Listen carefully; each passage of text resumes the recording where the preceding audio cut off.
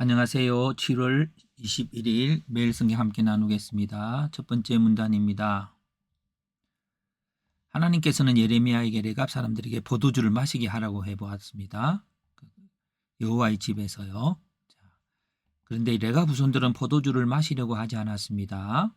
왜 그랬냐면은 선조 요나답이 포도주를 마시지 말고 살집에 짓지 말며 포도원이나 밭이나 종자를 가지지 말라고 한 명령을 지금까지 지키고 있었습니다.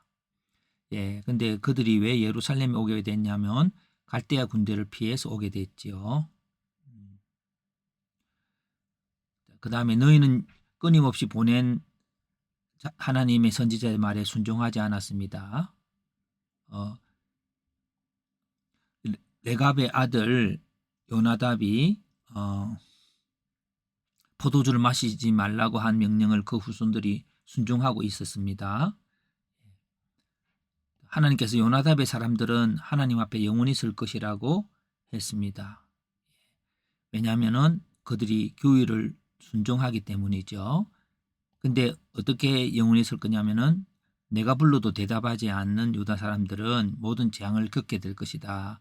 내가 불러도 부른다는 것은 어떻게 내가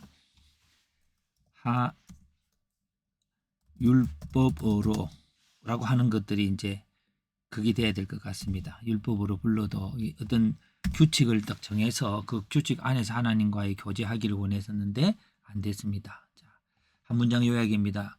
요나답의 사람들은 조상의 명령에도 순종하건만 내 백성은 하나님 말씀에 순종하지 않는다고 하나님께서 말씀하셨습니다.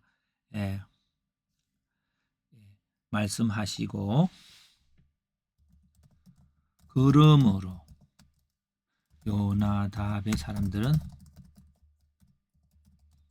하나님 앞에 서게 될 것이라고 하셨다라고 하는 게 조금 더 의미를 정확하게 하는 것 같습니다. 순종하는 레갑 후손들,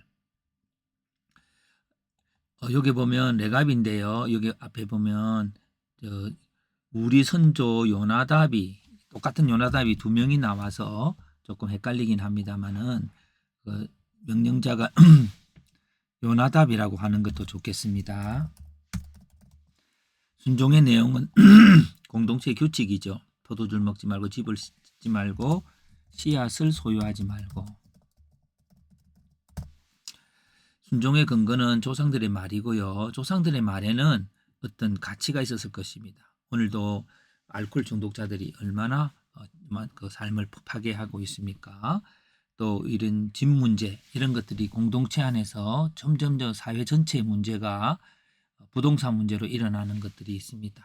그런 것들에 대한 어떤 공동체를 향한 어떤 생각이 아니었을까 생각합니다.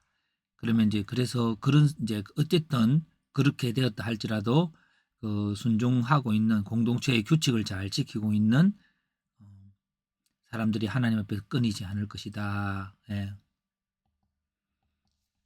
그렇습니다. 여기 한번 공동체의 규칙을 잘 지키려는 그들은 이렇게 해볼까요?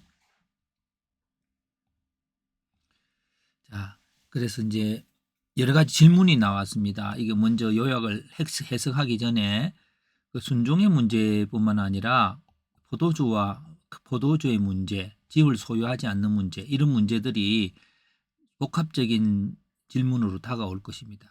그러나 결론적으로 이렇게 해석해 봅니다. 레갑 자손은 집을 소유하지 않고 포도주를 먹지 않는 가문의 규칙을 세상의 많은 어려움 속에서도 지켜오고 있었다. 그런데 하나님 말씀을 믿고 따른다고 하는 이스라엘 백성들은 항상 강조하는 하나님 말씀을 따르지 않고 있다. 하나님께서는 예레미야에게 레갑 자손들의 이런 태도를 보게 하시고 그들이 하나님 앞에 서게 될 것을 말씀하셨다. 하나님께서 쓰시고자 하는 사람은 하나님 말씀을 지켜나가려는 의지를 가진 자임을 말씀하고자 하신다. 이게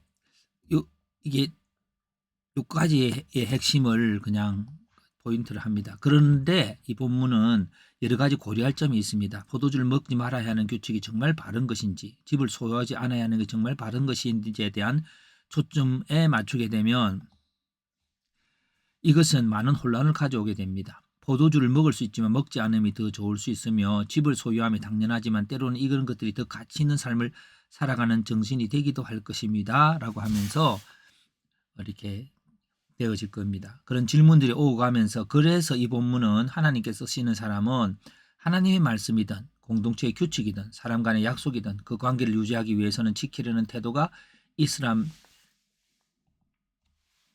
그 관계에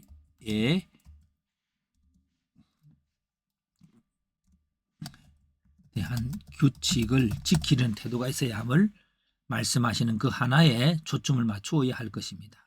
그렇습니다. 오늘 본문에 포도주 문제와 어떤 집을 소유하는 문제에 초점을 맞추게 되어지면 또 다른 관점이 될 것이고 여기서는 그냥 공동체의 규칙을 지켜나가는 태도 그것 또한 또 여러 가지 경우가 있겠지만 그래도 일반적인 것에게서 우리가 사람의 약속도 그러지 않습니까? 그것을 지켜나가는 태도가 하나님이 쓰시는 사람이 될 것이고 그리고 율법 또한 하나님과 우리 사이에 약속이 있죠. 그래서 그 약속들을 지켜갈 때 하나님이 쓰시는 사람이 된다고 하는 것에 오늘 본문이 말하고 있다고 생각합니다.